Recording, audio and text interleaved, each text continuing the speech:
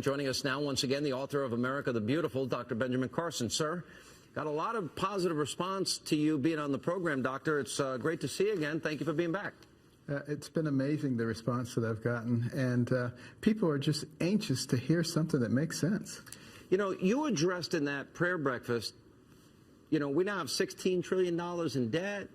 We're trying to cut, this year would be a $44 billion cut of $3.78 trillion. And the president is scaring the living daylights out of the country. What are your thoughts? Well, I think it's pretty amazing that anybody would actually buy that. And I'm hoping that we can bring the educational level of the populace up to a point where they know a little bit about math and they recognize that that's such a small percentage. And of course, it's not going to change anything. But what's even more draconian is the fact that you're not looking at the places where it can hurt the least. You're looking at the places where it can hurt the most. And that doesn't make any sense. And it would be so easy to simply say, if we want to get things under control economically, let's cut everything. And let's do it proportionately. There we come back to that word again.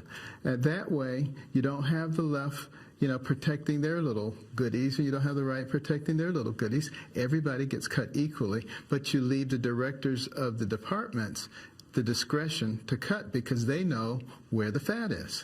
You know, Connie Mack was a congressman from Florida, and this is the plan I support, so we stop generational theft. The Mack penny plan. You cut 1 penny out of every dollar. We keep the budget where it was last year, cut 1 penny out of every dollar, across the board, everything. And you do that for 6 years, and we balance the budget. And that makes a lot of sense. And 6 years goes by very quickly. Yeah. But that because it makes so much sense, that's why it's not being paid attention to. That's sad. You know, what do you think, though? I mean, everything was thrown on the table this week. I mean, I'll go through the list. You've heard it. Meat cleaver approach, military readiness, early education, energy, medical, border patrol, FBI, criminals.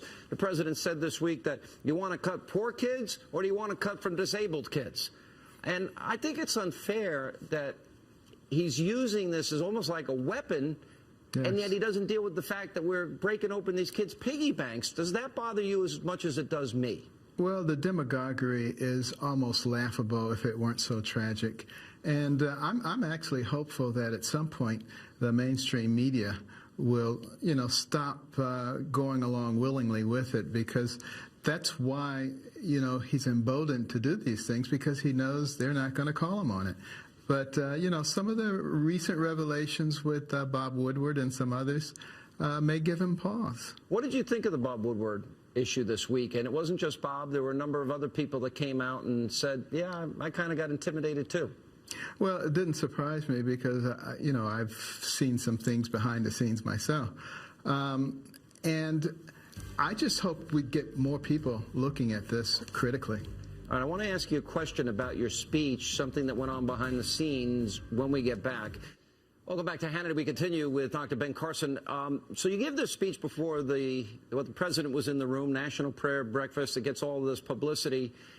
And then we discovered the White House wanted a copy of your speech, and they kept kind of haranguing you a little bit to get a copy of that. What happened? Well, that happened the last time that I was going to speak also. And, you know, I just simply told them that, you know, I don't have a copy of the speech because, you know, I don't speak from a script. You know, I don't use a teleprompter. You know, I'm a spontaneous speaker. And, you know, before I went to that prayer breakfast, I wasn't 100% sure what I was going to say. Yeah, so extemporaneous, and you tell your story. Did you sense in any way that they were afraid because they knew maybe where you might be going and you didn't completely agree with the president? Did you sense that they were trying to tell you, hey, the president's here, don't say anything that might offend them? It was more than an implication. I actually was asked to not offend the president. And I don't think the president should have been offended if the things that I was saying didn't necessarily apply to him. You know, if the shoe fits, wear it, and then be offended. But if it doesn't fit, then you have nothing to be offended about.